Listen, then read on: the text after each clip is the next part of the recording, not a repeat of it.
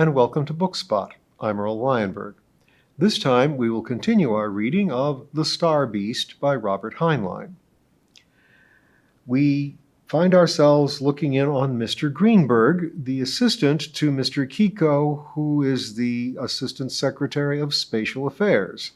Mr. Kiko is off getting ready for an important interview, leaving Mr. Greenberg to mind the store, and leaving Mr. Greenberg to remember that he had just recently ordered the destruction of our friend Lummox as a public safety hazard. Greenberg turned back to the desk, feeling exhilarated by the sensation of playing God. He wondered what the boss would have done, but he did not care. There might be many correct solutions, but this was one. It felt right. He reached again for the pending urgent file. He stopped. Something was gnawing at the back of his mind. The boss had not wanted to approve that death sentence. He had felt it. Shucks, the boss had told him he was wrong. The proper action was a full investigation. But the boss, as a matter of loyalty to his subordinates, had not reversed him. But he himself was sitting in the boss's chair at the moment. Well?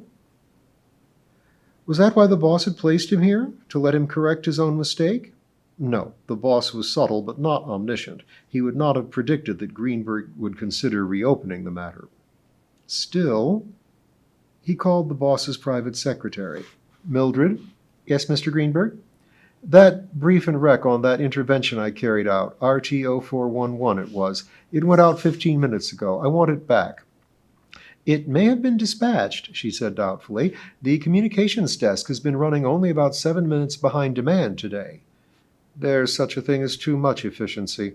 If the order has left the building, send a cancellation and a more to follow, will you? And get the original document back to me.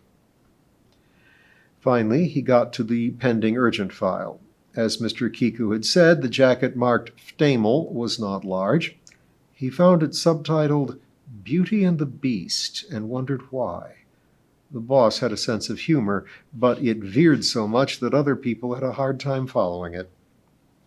Presently his eyebrows lifted. Those tireless interpreters, brokers, go-betweens, and expounders, the Rargelians, were always popping up in negotiations between diverse races. The presence of Dr. Ftaeml on Earth had tipped Greenberg that something was up with a non-humanoid people, non-human in mentality, creatures so different psychologically that communication was difficult. But he had not expected the learned doctor was representing a race that he had never heard of, something termed the Hroshii. It was possible that Greenberg had simply forgotten these people with a name like a sneeze. They might be some unimportant breed at a low cultural level, or economically inconsequential, or not possessing space travel. Or they might have been brought into the community of civilizations while Greenberg had been up to his ears in solar system affairs. Once the human race had made contact with other races having interstellar travel, the additions to the family of legal humans had come so fast that a man could hardly keep up. The more mankind widened its horizons, the harder those horizons were to see. Or perhaps he knew the Hroshii under another name. Greenberg turned to Mr. Kiku's Universal Dictionary and keyed in the name. The machine considered it, then the reading plate flashed, no information. Greenberg tried dropping the aspirate on the assumption that the word might have degenerated in the mouths of non-Hroshii. Still the same negative. He dropped the matter. The Universal Dictionary in the British Museum was not more knowledgeable than the one in the Undersecretary's office. Its working parts occupied an entire building in another part of the capital, and a staff of cyberneticists, semanticians, and encyclopedists endlessly fed his hunger for facts. He could be sure that whatever the Hroshii were, the Federation had never heard of them before. Which was astounding. Having let astonishment persist for a full second, Greenberg went on reading. He learned that the Hroshii were already here, not landed on Earth, but within waving distance, in a parking orbit 50,000 miles out. He let himself be astonished for 2 whole seconds before going on to discover that the reason he had not heard of their advent was that Dr. Ftaeml had urgently advised Mr. Kiku to keep patrol ships and such from challenging and attempting to board the stranger. He was interrupted by the return of his report of the lummox matter, bearing on it Mr. Kiku's confirmation of the sentence. He thought for a moment, then added to the endorsement so that it read, "Recommendation approved, but this action is not to be carried out until after a complete scientific analysis of this creature has been made. Local authorities will surrender custody when required to the Bureau of Xenic Science, which will arrange transportation and select the agency to pursue the evaluation." Greenberg signed Kiku's name to the change and put it back into the system. He admitted sheepishly that the order was now weasel-worded, for it was a sure thing that once the xenobiologists got their hands on lummox, they would never let him go. Nevertheless, his heart felt suddenly lighter. The other action was wrong. This one was right. He turned his attention back to the Hiroshii, and again his eyebrows went up. The Hiroshii were not here to establish relations with Earth. They were here to rescue one of their own. According to Dr. Ftaeml, they were convinced that Terra was holding this Hiroshia and were demanding that she be surrendered. Greenberg felt as if he had blundered into a bad melodrama. These people with the asthmatic name had picked the wrong planet for cops and robbers nonsense.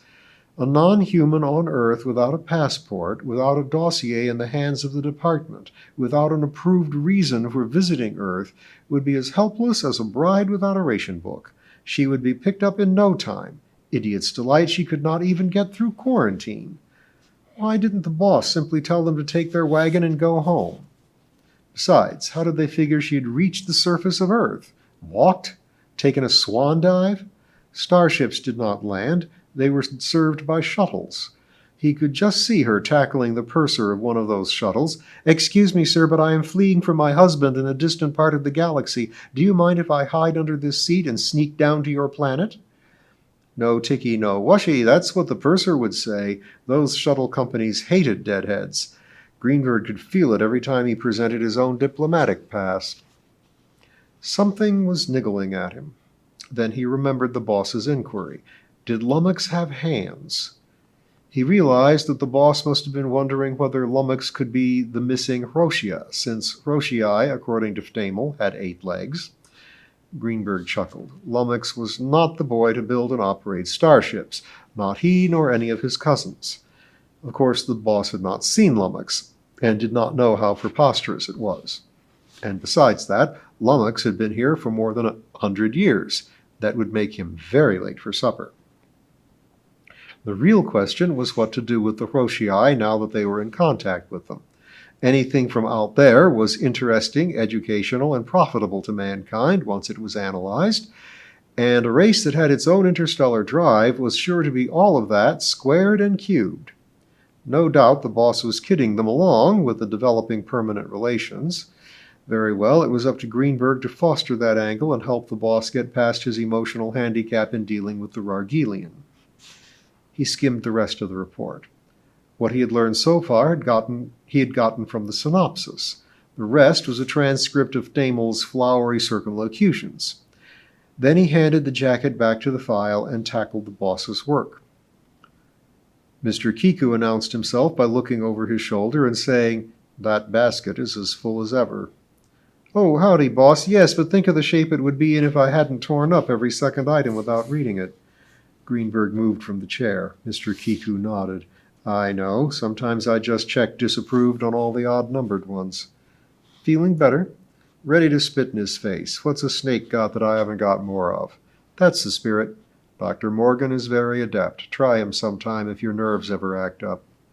Greenberg grinned. "Boss, the only thing that bothers me is insomnia during working hours. I can't sleep at my desk the way I used to." "That's the earliest symptom. The mind mechanics will get you yet." Mr. Kiku glanced at the clock. "No word from our friend with the animated hair?" "Not yet." Greenberg told about the quarantine for the Ariel and what he had done. Mr. Kiku nodded, which was the equivalent of a citation in front of the regiment in some circles. Greenberg felt a warm glow and went on to tell about the revision in the order for lummox. He sidled up to it self-consciously. "Boss, sitting in that chair puts a different slant on things." "So I discovered years ago." Yes, while I was there I got to thinking about that intervention matter." Why, we settled it.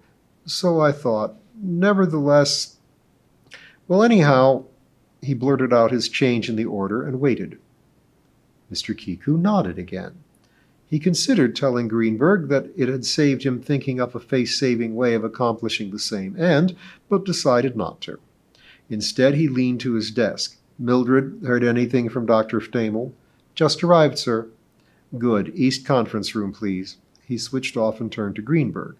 Well, son, now for some snake charming. Got your flute with you? Chapter 6. Space is deep, Excellency. Dr. Ftaeml, this is my associate, Mr. Greenberg. The Rargelian bowed low, his double knees and unhuman articulation making it an impressive rite. I know the distinguished Mr. Greenberg by reputation through a compatriot who is privileged to work with him. I am honored, sir.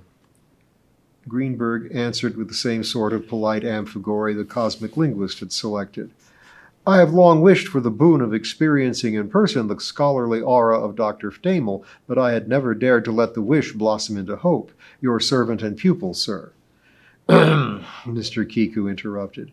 Doctor, this delicate affair you are negotiating is of such importance that I, with my constant housekeeping chores, have not been able to give it the close attention it demands. Mr. Greenberg is Ambassador Extraordinary and Minister Plenipotentiary of the Federation, commanded for this purpose. Greenberg's eyes flicked toward his boss, but showed no surprise. He had noticed that the boss had earlier said associate rather than assistant, and had spotted it as the elementary maneuver of enhancing the prestige of one's own negotiators for advantage in protocol.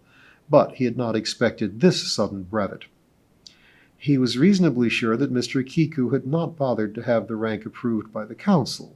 Nevertheless, the boss could make it stick, and his credentials would probably show up on his desk. He wondered if his paycheck would show it. He decided that the boss must have a hunch that this silly business had importance not evident.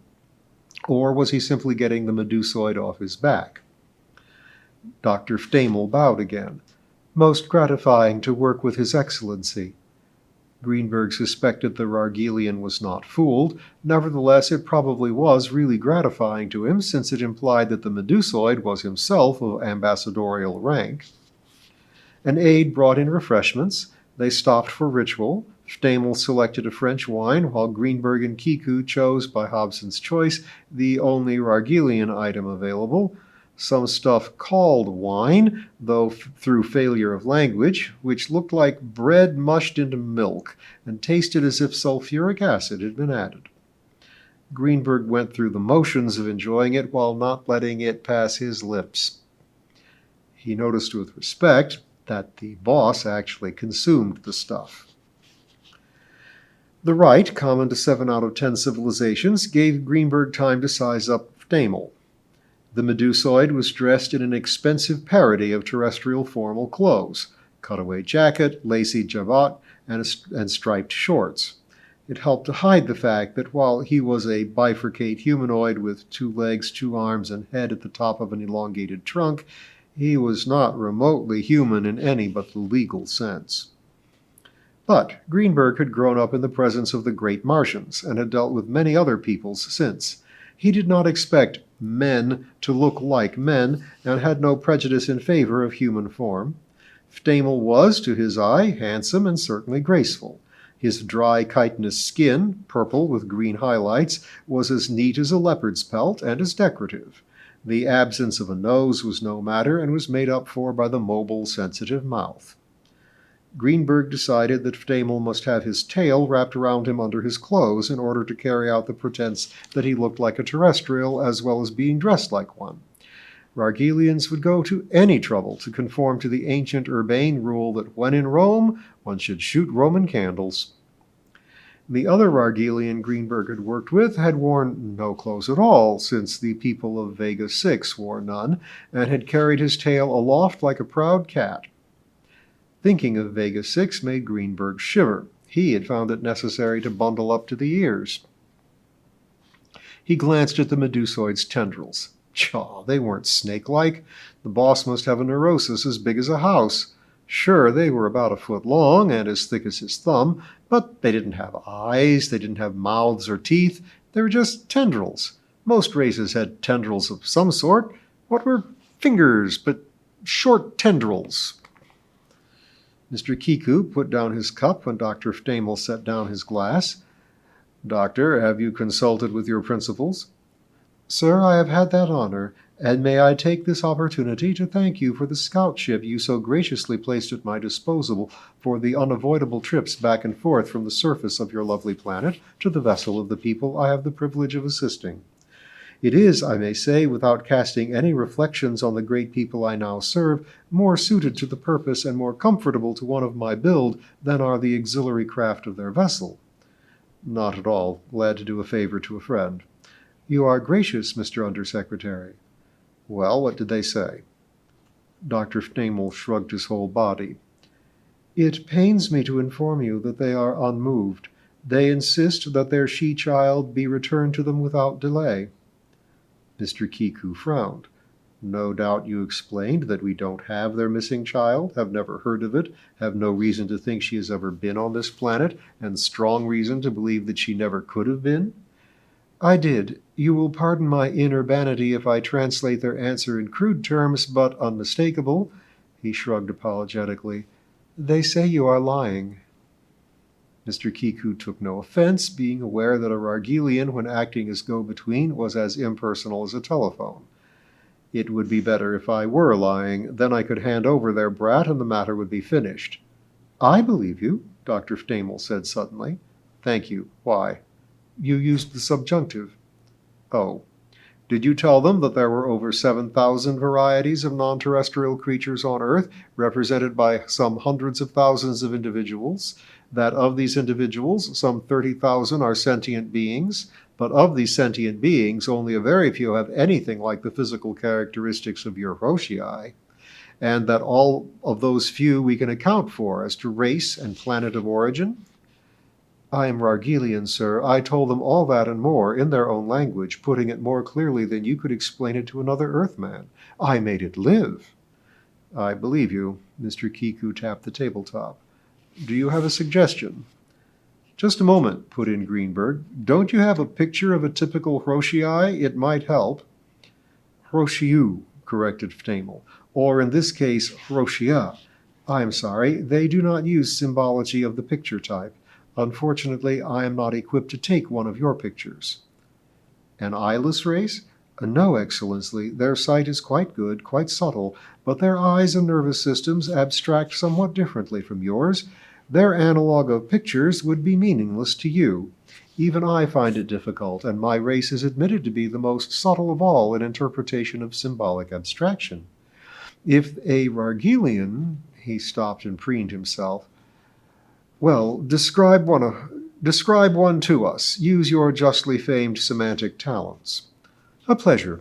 The Roshii manning this vessel are all about of a size, being of the military class. Mr. Kiku interrupted. Military class? Doctor, is this a war vessel? You did not tell me this. Dr. Ftaeml looked pained. I considered this both obvious and distasteful. I suppose so. Mr. Kiku wondered if he should alert the Federation General Staff. Not now, he decided. Mr. Kiku was strongly prejudiced against the introduction of military might into negotiations, since he believed that a show of force was not only an admission of failure on the part of the diplomats, but also poisoned the chances of accomplishing anything more by negotiation. He could rationalize this opinion, but he held it as an emotion. Go on, please. The military class are of 3 sexes, the differences in the types being not readily apparent and need not concern us. My shipmates and hosts are perhaps 6 inches higher than this table, and half again your height in length. Each has 4 pairs of legs and 2 arms. Their hands are small and supple and extremely dexterous. In my opinion, the Roshii are unusually beautiful, form serving function with rare grace. They are remarkably adroit with machines, instruments, and delicate manipulations of every sort. Greenberg relaxed a little as Ftaeml talked. Despite everything, the vagrant notion had still been bothering him that this creature lummox might be of the Roshii, but he saw now that That thought came from nothing more than an accidental similarity in leg number, as if an ostrich were a man because both had 2 legs. His mind wanted to file lummox into a category and no doubt would keep on trying, but this category did not fit. Dr. Ftaeml was continuing.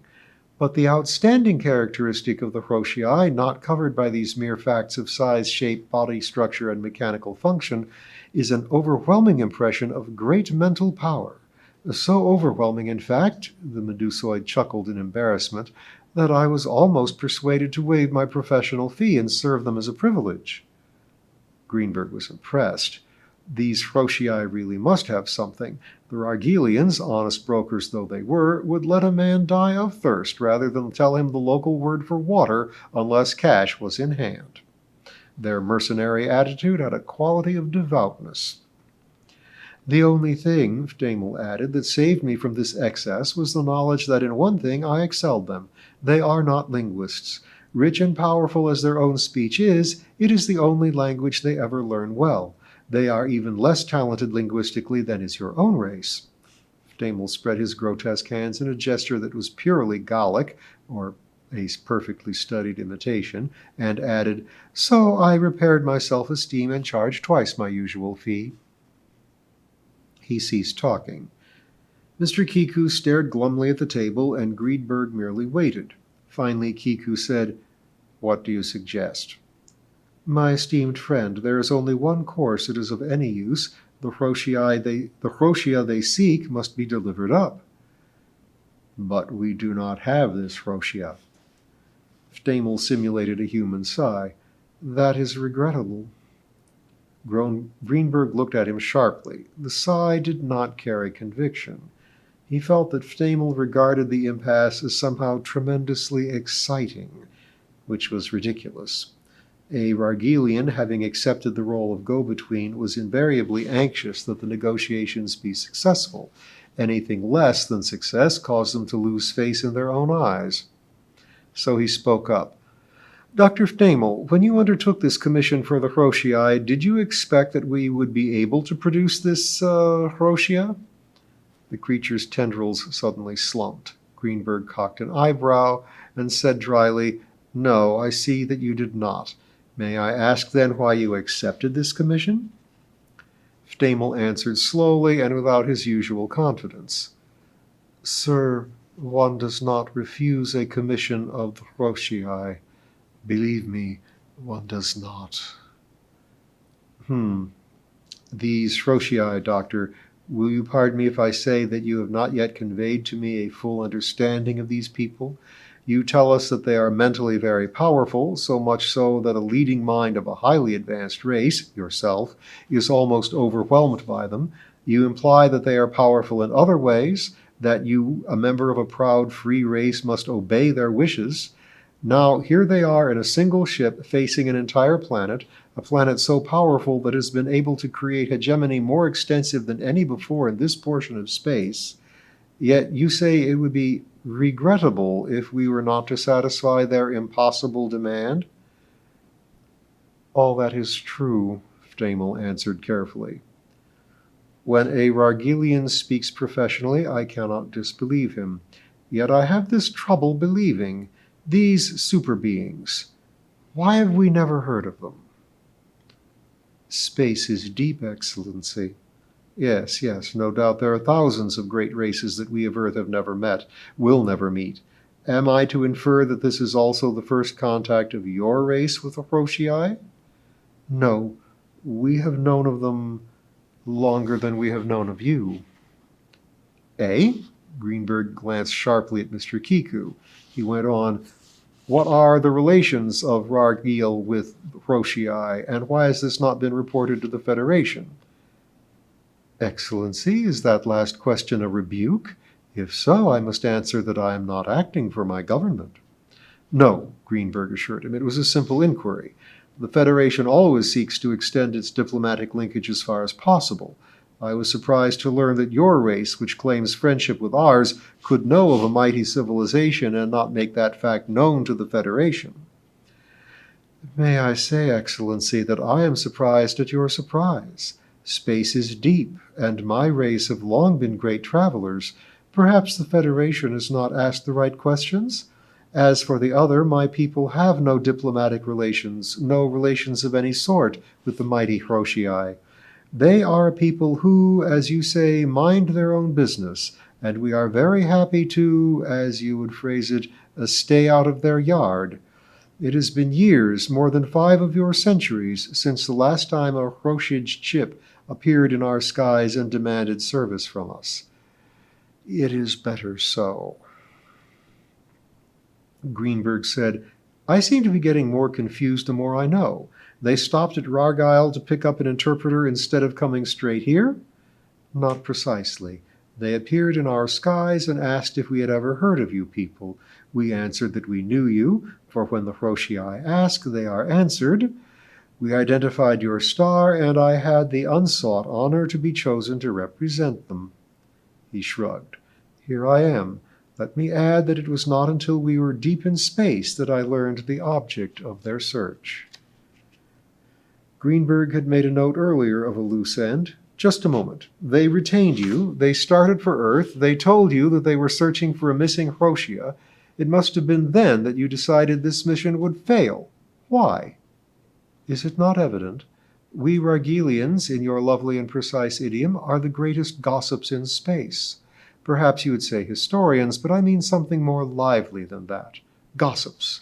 We go everywhere. We know everyone. We speak all languages. I did not need to check the files to know that men of Earth had never been to the capital planet of the Hiroshii. Had you made such contact, you would have forced your attentions on them and started a war. That would have been a scandal to the jaybirds, a lovely phrase that I must see a jaybird while I am here. It would have been discussed with many a fine anecdote whenever 2 Rargelians got together. So I knew that they must be mistaken. They would not find what they sought. In other words, Greenberg answered, you people identified the wrong planet and wished the problem on us. So we will leave this diplomatic quagmire for next time.